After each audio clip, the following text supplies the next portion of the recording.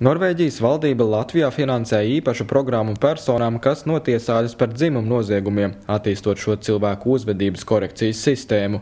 Šāda sistēmas attīstīšana Latvijā izskatās ļoti iedvesmojoši, un tas ir lielisks piemērs divu valstu sadarbībai sabiedrības drošības celšanā, atzīst Norvēģijas ārlietu ministrijas valsts sekretārs Eriks Lānsteins.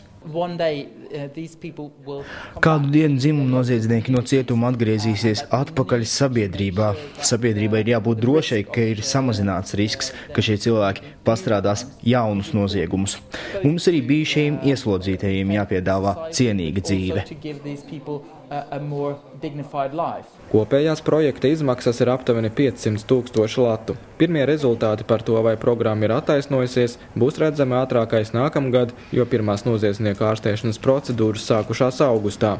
Līdz šim brīdim, līdz šī projekta realizācijai valstiskā mērogā šī problēma netika risināta. Un līdz šim brīdim tā notikuma gaita bija it kā ļoti vienkārša. Noziedznieks izdara noziegumu, viņu notiesā, ieliek viņu cietumā, viņš izcieš sodu, iznāk ārā, izdara jaunu noziegumu, atkal cietums un veidojas aplis, riņķis. Probācijas dienests vēlas šo apli pāraut, labi apzinoties, ka 100% gadījumu tas visticamāk neizdosies.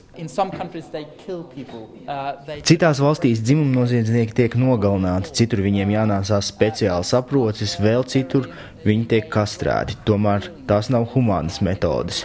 Pētījumi liecina, ka dzimumnoziedznieku sodīšana tikai retos gadījumos spēj novērst seksuāla rakstura noziegumu atkārtot izdarīšanu pēc notiesātā atgriešanās brīvībā. Eriks Lānsteins skaidro, kāpēc Norvēģija nolēmusi palīdzēt Latvijai. Tas ir veids, kā attīstīt Latvijas sabiedrību, tā ir solidaritāte, un tā ir arī investīcija labāku attiecību veidošanās starp Latviju un Norvēģiju ar apusēju izdevīgumu. Pateicoties Norvēģijas valdības finansējumam, tiks ieviesta terapijas programma dzimumnoziedzniekiem. 4 ieslodzījuma vietas tikšot īpaši aprīkotas, lai tajās varētu īstenot grupas terapijas programmas.